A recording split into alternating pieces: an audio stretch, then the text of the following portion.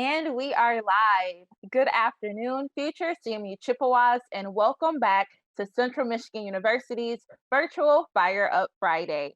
My name is Kayla Harper Bates, and I am the Assistant Director of Undergraduate Admissions at Central Michigan University.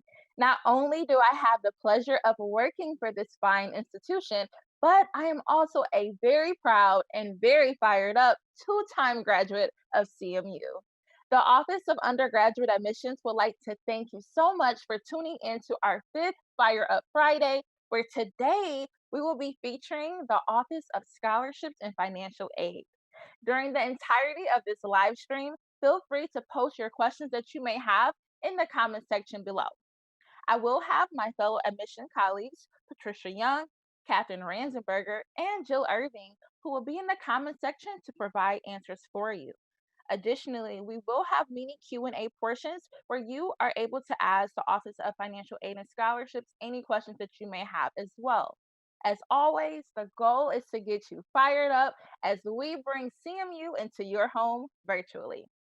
We are going to jump right into things and introduce Kelsey Stewart, who is the Assistant Director of Financial Aid. Welcome, Kelsey. Thank you, Kayla. Happy to be here.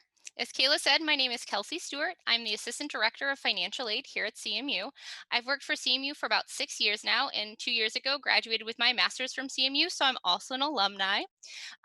Before that, I also worked for 2 years in high schools as a college advisor, so I've seen it both from the student perspective and from the administration perspective, which I think really helps in these types of presentations because I feel like I have a better idea of some of the questions you're going to ask me. So we're going to get right into it. Let me pull up my presentation for you.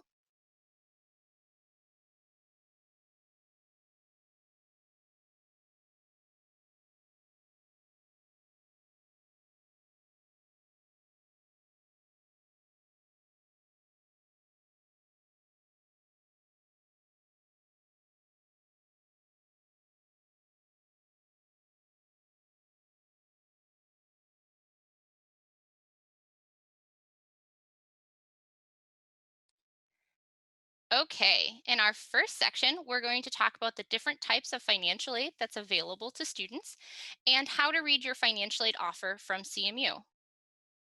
So there are four types of financial aid available to students: scholarships, grants, employment, and loans.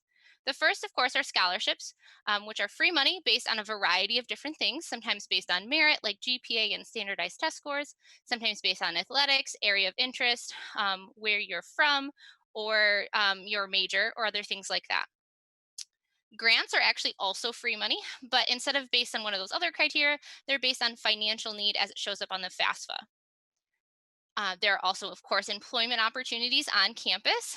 We have two different types, which we'll go into a little bit later: work study and general student employment. But this is when a student is earning funds at a job while working and using those earnings to help pay for some of their educational expenses. And then finally, we have loans, which are funds that have to be repaid with interest. So here's an example of a financial aid package as it is viewed on the financial aid portal. So the financial aid portal is our online version of your financial aid offer. You can view this on CentralLink. If you go to log into CentralLink, use your your global ID and password, and then go to My Account, then My Billing and Financial Aid, and then Financial Aid Portal. So many new students, or most new students, will have received a physical copy of their financial aid award offer already. Um, but it's important to note that any changes and all future financial aid offers will be available only online. So we really want you to get used to using the online portal to see all this information. The portal also offers a lot more information than what we can put in a single document. So it's interactive. It has some of the additional action steps you need to do that will update as soon as you've completed them. And it also allows you, as you can see on the side, to reduce or decline some of the loans that you may decide you don't need. So we really encourage you to check that out. Again, it's on CentralLink. On the financial aid offer, you can see at the first section the different packaged awards you may see. You can see there are two different types of grants for this student and some federal student loans, which we'll go into a little bit later. Each one is split evenly between fall and spring and also has a total amount on the side. So now that we talked about your financial aid offer, let's talk about the different types of aid you may see on there. First up are grants. Grants, again, are free funds, so they do not need to be repaid, but they are based on financial need. So you do need to file a FAFSA in order to be considered for federal, state, and college-based grants. So the FAFSA is something that's available every year. It's at FAFSA.gov if you haven't already completed it. And that is your first step to be considered for financial aid in general, but definitely something to do to get possibly considered for grants, which are free money, and free money is always better than not free money. So there's two different types of grants of our CMU students may be offered. The first is the federal Pell Grant. So that is money from the federal government. So if you have applied to multiple schools and gotten financial aid offers from multiple schools, you'll likely see that the Pell Grant would remain the same across the board because that is something that is offered from the federal government, so should be the same at every institution. There's no additional application required. You just have to file the FAFSA in order to be considered for that award. The CMU grant is another grant, again, based on financial need, but offered specifically to our students from CMU. So you just have to file a FAFSA again. Again, no additional application. We take the information you file a FAFSA and we use that to determine whether or not you're eligible for the Pell Grant and the CMU grant. Next up is employment. So we'll talk a little bit about the differences between the two types of employment available at CMU. So the first type is work study. Work study is a federal program. So the federal government is actually giving funds to CMU to use to pay their needy students to work on campus. So because it's a federal program, it is targeted to students who show enough financial need on the FAFSA.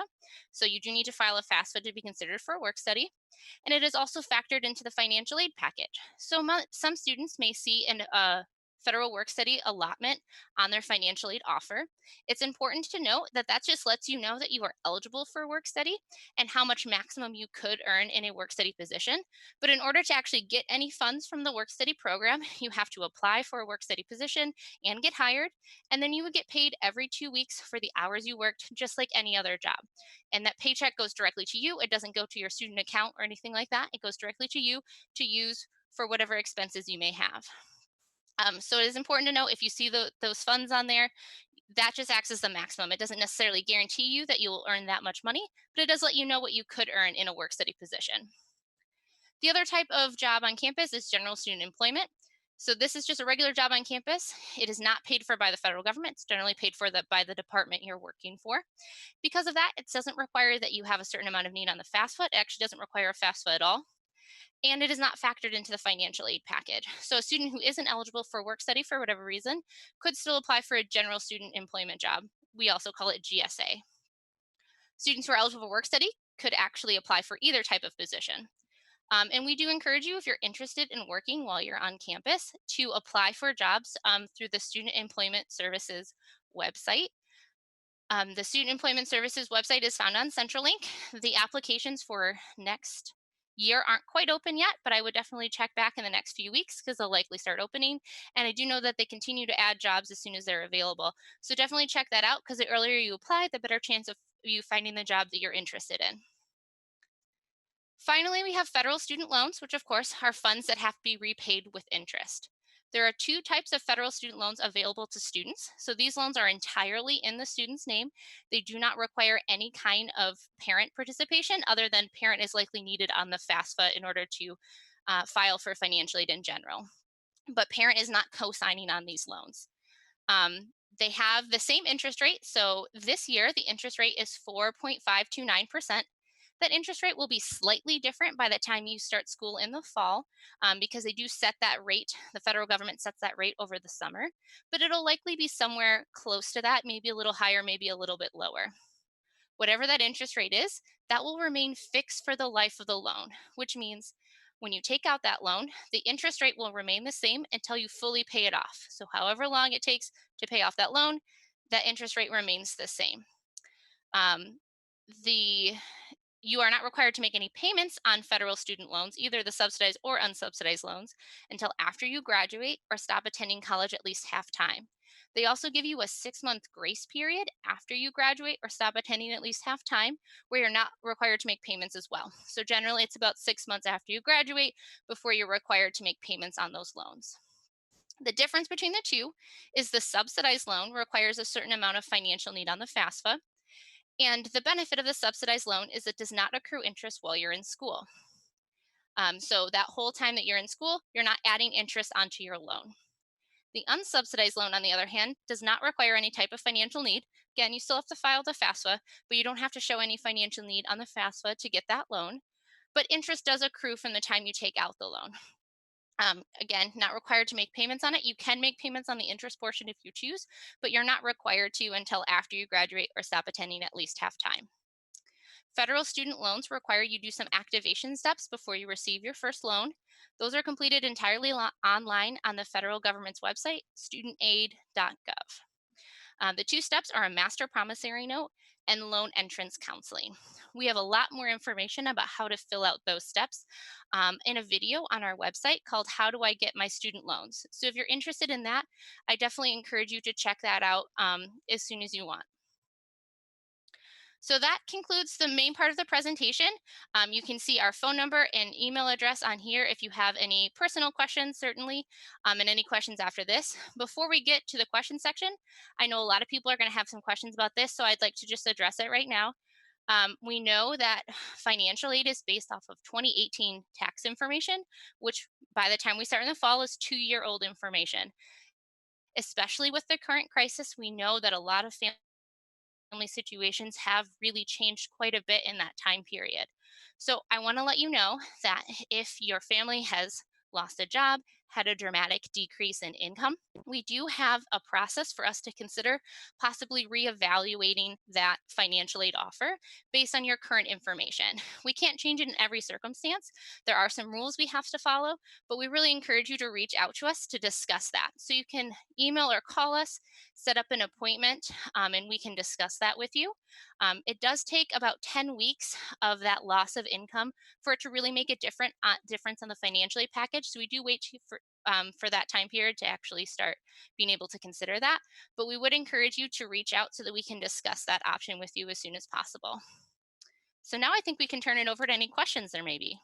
Awesome. That was very informative. And it's good to know that, again, there are other options in place if individuals have been impacted by COVID-19, which actually brings me to our first question that we have from student Amir, who asks, will there be any relief package for incoming students due to COVID-19? So we just started releasing the information of what we're going to do with at least some of the funds from the CARES Act, if you may be familiar with that. Some funds were given to CMU, among all the other schools, to help students who were in need for COVID-19. Right now, we're focusing on students who have had to move out of their residence halls and had to have all of their classes switched to online partway through the semester. But that doesn't mean that this is the end of the process, and I'm sure that they're still considering all of their options for where all of the funds will be going. So I don't unfortunately have a clear answer for you yet. We're really still looking at all of those things, but we're doing everything that we can to try to make sure that we're assisting all of our students, including our incoming students, when we know they have a lot of big changes coming from the COVID-19 crisis. Okay, very good. Good to know. I want to make sure everyone can see it. So you might stop sharing your screen for 1 second Oh, just so we sure. can. Sorry. Perfect. No problem. We also have another There question. you go. There we Can go. you hello there.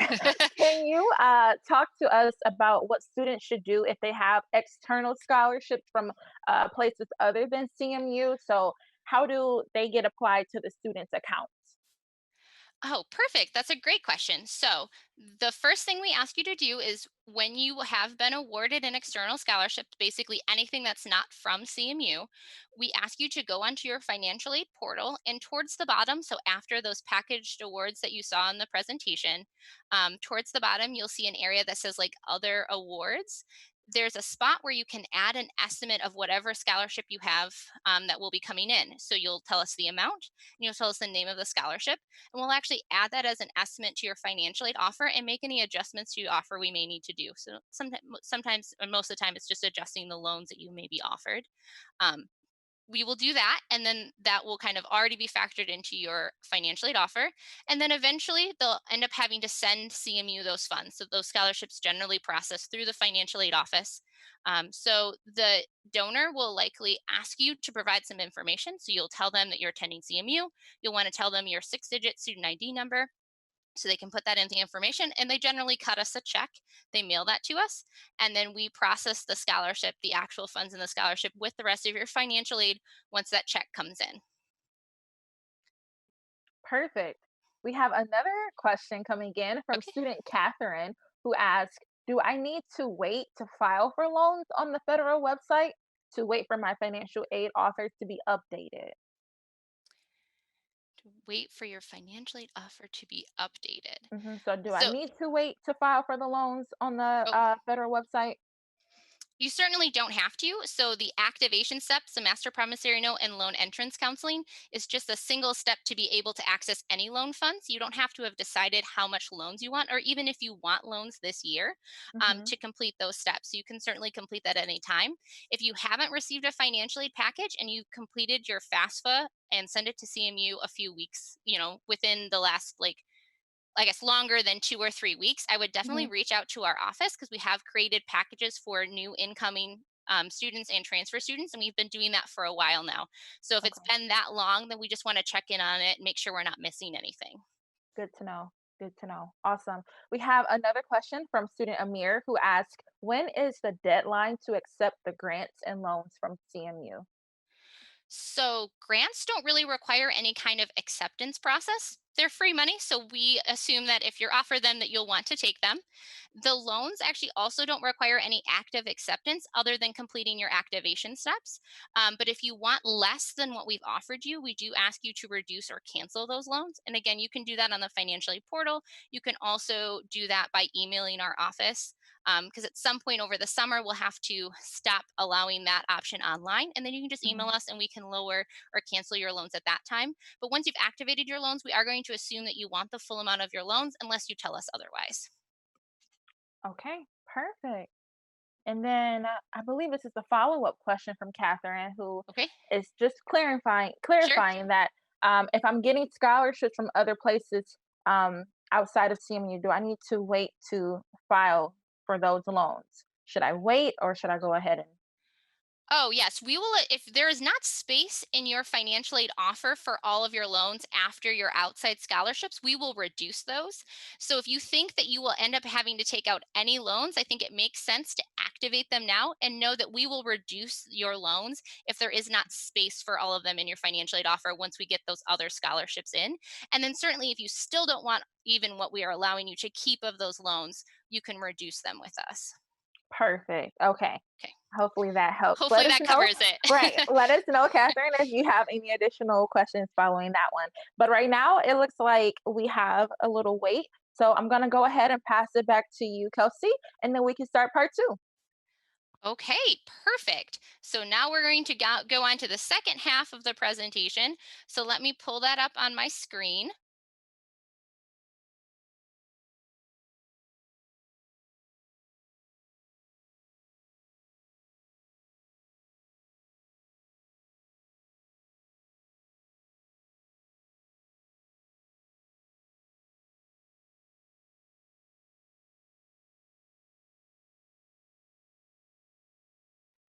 Okay, so in this section, we're going to talk about your options to cover any gaps you see in your financial aid offer.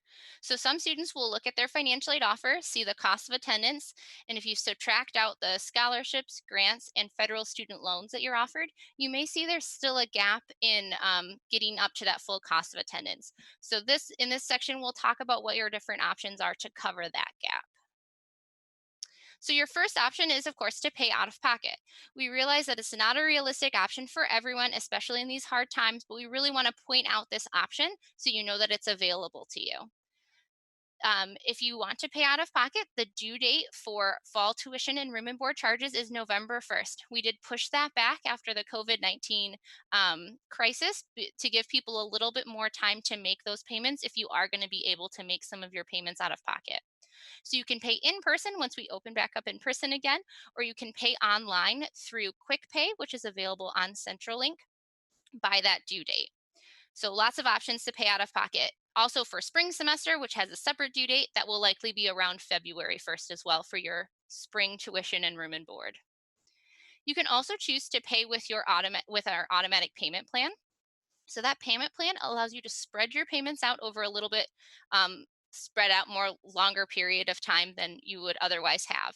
So you would start paying early, and you would split any kind of extra payment you would need to do over 5, 4, 3, or 2 monthly payments.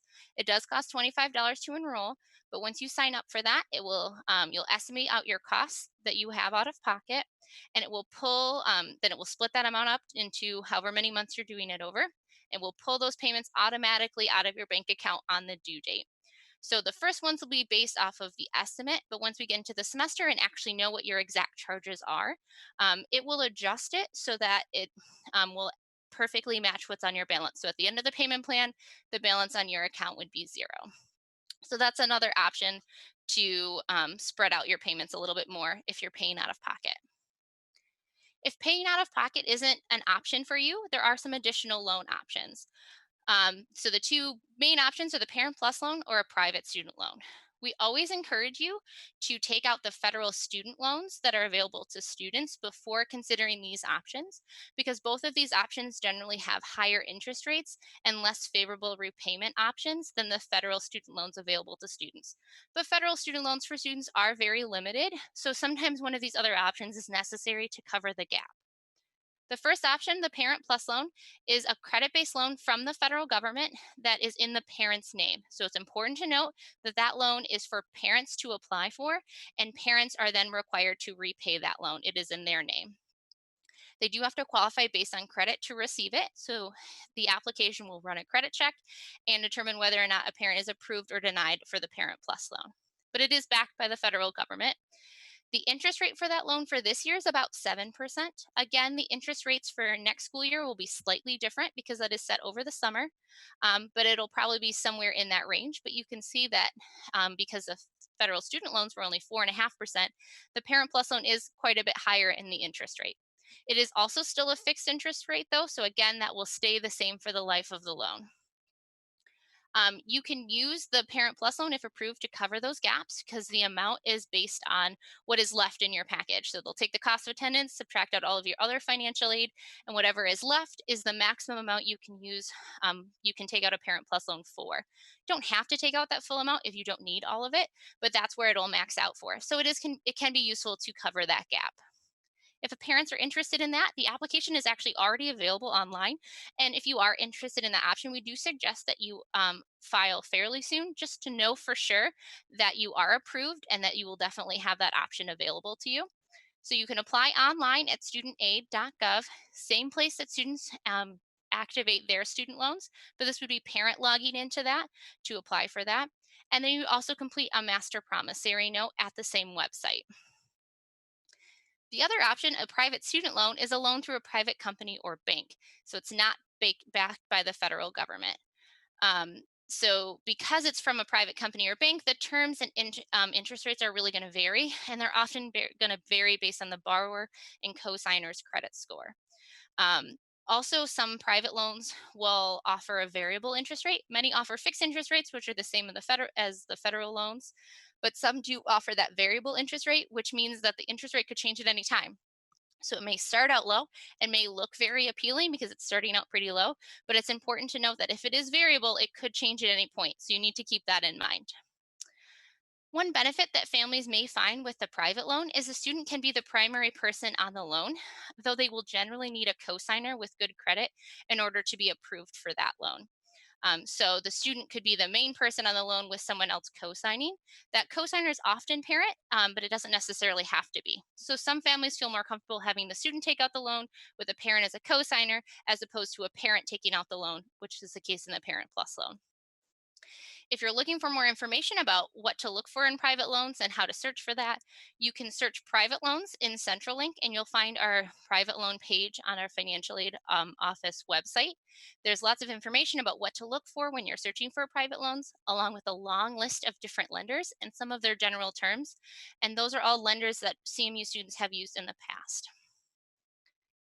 So we do want to remind you that the cost of attendance that you see on your financial aid offer is an average cost. It's not a perfect estimate of your exact cost because it is an average cost for most of our students and includes some things like personal travel and miscellaneous expenses that you are not going to pay directly to CMU. So we don't think that that's necessarily the best way of calculating out that gap of what you'll need to pay out of pocket or in those one of those other options for the year. The best way of looking at that is your pre-billing estimate. So the pre-billing estimate is something that will be available to you once you've registered for courses because it needs that registration information in order to work. So after orientation, pretty much right immediately after you've registered for courses, that pre-billing estimate will be available on CentralLink for you. It will pull in your actual credits and the tuition costs for those credits. It will pull in your actual housing if you signed up for housing at that point, and it will pull in your actual financial aid offer. It will take your costs, it'll subtract out your financial aid, and will let you know if you have a credit balance coming or if you do have some amount that you need to come up with another option to cover. So we do think that that's your best option to try to figure out that accurate picture of your gap. So you can view that on CentralLink under My Account. You then have to scroll down a little bit to get to the Finances area, and then you would choose the Pre-Billing Estimate. If you're interested in more information about the pre-billing estimate, we do have a video on the financial aid office website called What Are My Individual Costs? And that will give you more information about how to read the pre-billing estimate and more information on that. So that concludes that section of the presentation. So if there are any questions, I'm happy to take those now. All right. So students, feel free to start posting the questions that you may have for Kelsey. We are going to jump into the question and answer section.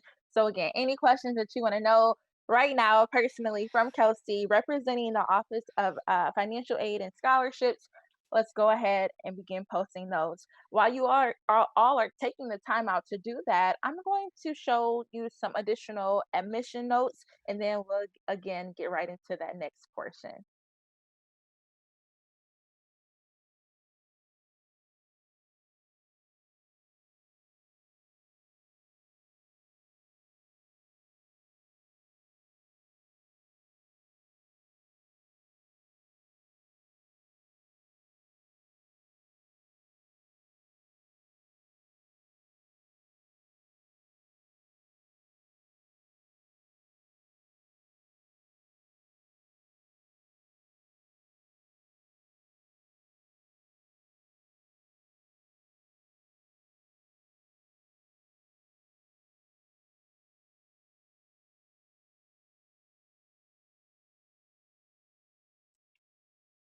All right, students. So as you see on your screen, we have some more exciting Fire Up Fridays coming to you very soon.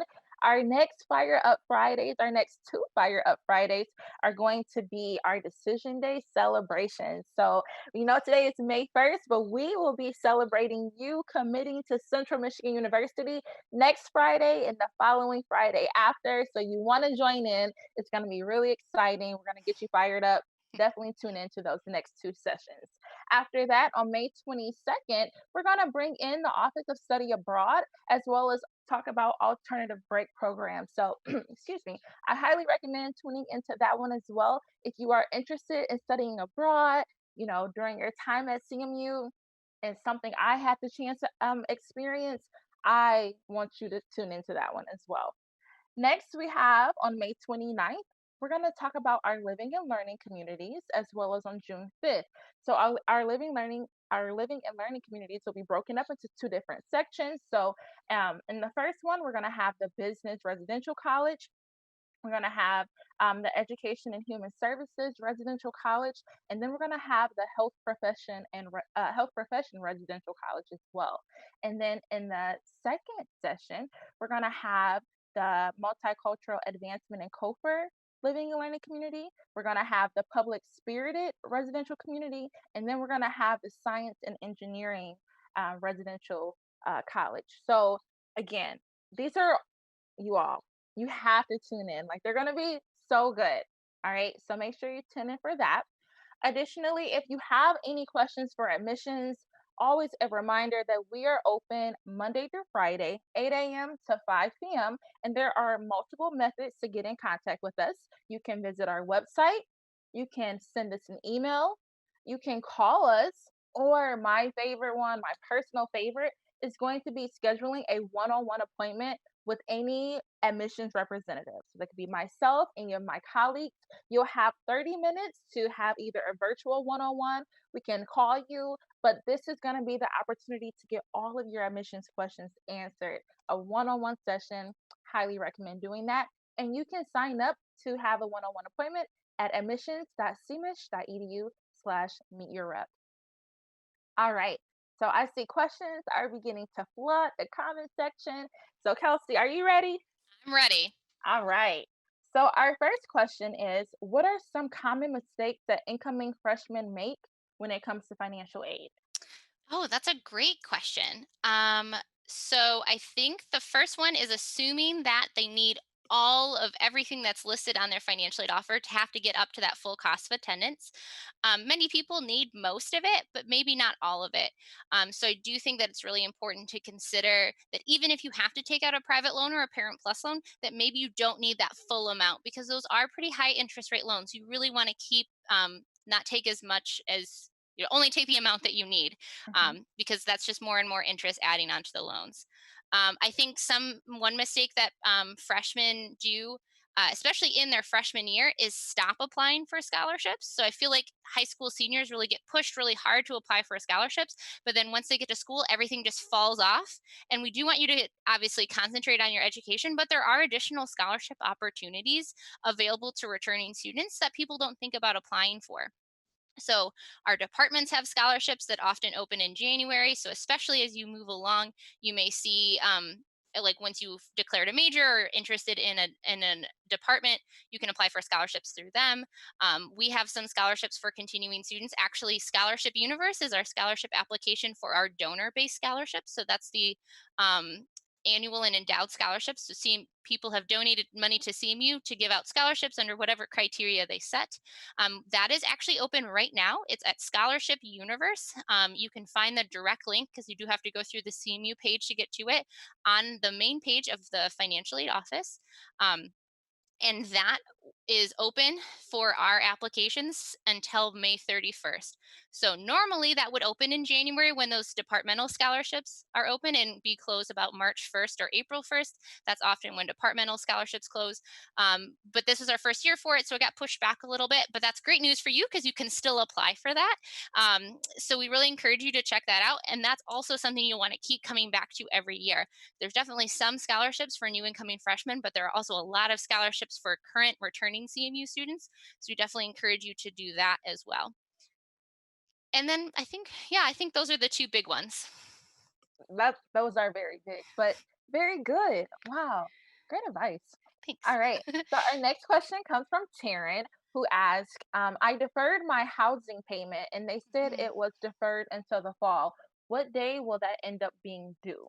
Sure. So that will be due November 1st, along with the rest of your tuition and room and board. So when they defer that first housing payment, they just then have it charged with the rest of your fall housing and room and board charge. So it's not like a separate charge later on. It's just going to show up with your housing costs. So that is going to be due with everything else November 1st. Perfect. Our next question is related to jobs that asks, "I want to get a job on campus to help with my payments. How should I go about doing that? And am I able to get work study?" Sure. So you can check out Student Employment Services website. You may not see any fall like jobs for fall yet, but that will get updated very soon. And that's where you're going to apply for those jobs. So as for whether or not you're eligible for work study, if you have work study offered on your financial aid offer, you are eligible for work study and can feel free to apply for those work study positions. If it's not offered on your financial aid offer, that does not necessarily mean that you're not eligible. We don't offer it to every student that's eligible. So if you are interested, you could still get a work study job if you meet the criteria. You'll just need to contact our office, just send us a quick email and ask if you'd be eligible for work study, and then we can let you know that, and then you can feel free free to apply for those work study jobs as well. But even if you're not eligible for work study, you can still apply for those GSA positions. So there's always going to be an opportunity for every one of our students to apply for jobs if that's what they want to do. Perfect. All right. And just a note, side note again, while you all continue to post questions, I did have a slight error. I said that both May 8th and May 15th will be our decision day. We're doing one decision day, so that will be next Friday. And then May 15th will be our parent and family focus session. So just a little tidbit for that. All right. Our next question is again about jobs. The student asks, should I get a job on campus or should I get a job off campus my freshman year? Sure, that's a great question. So I think it really depends on the individual. There's certainly jobs in the local Mount Pleasant community, and certainly lots of jobs on campus. So it really depends on what you want to do. Things to keep in mind when you're looking at jobs off campus. It's very important that you are very clear with your employer when you're applying for those jobs about when you'll be on campus. So certainly there's times where the residence halls are closed during breaks and things like that where you're physically not going to be there. And if they need you to work during that time period, that's going to be pretty difficult for you to do. So you need to be very clear of when you're available, also when you're available based on your class schedule. It may not be possible for you to work full 8-hour shifts on certain days because you have classes in the middle of that time period. So they have to be willing to be flexible with you and understand that you're a student first. On campus, it's a little bit more implied because they're all hiring students, but a lot of places off campus are also often hiring students. So they understand that as well. You also need to keep transportation in mind. Are Mm, you going to be able to very easily get to your job? Are you bringing your car? Are you going to be able to get to your car and to the jobs in the time periods that you have available to you, and be able to park where you need to park? Certainly, there's lots of parking spaces off campus, but parking is certainly regulated on campus. So just keep kind of those things in mind. When are you going to have to come home? Is walking's involved? Make sure that you're mhm, not having shifts that are too late. We're going to feel uncomfortable walking on campus, though our campus is very safe, but it's mhm. always good to be safe about things after hours. So, just some things to think about. But certainly, both are available options. And we certainly have people who are working on campus and off campus. Awesome. Thank you so much. Kelsey, you have been super informative.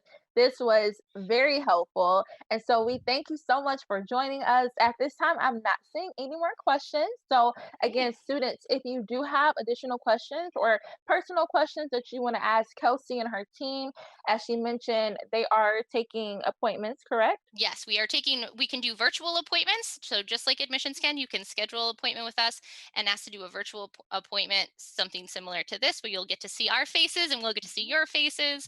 We can also do phone appointments, and certainly we can answer your questions on email, or you can email us and we'll schedule one of those things for you. I highly recommend that. I mean, Yeah, they're here for you Monday through Friday, just like absolutely. admissions. So, again, if you have any admissions questions, if you have any financial aid questions, feel free to reach out to both of our offices Monday through Friday, 8 a.m. to 5 p.m. Students, we want to thank you so much for joining in today. We appreciate your time, all the questions that you asked. We hope to see you next week for our Decision Day Fire Up Friday. So, thank you for tuning in. Take care, stay safe, and fire up chips.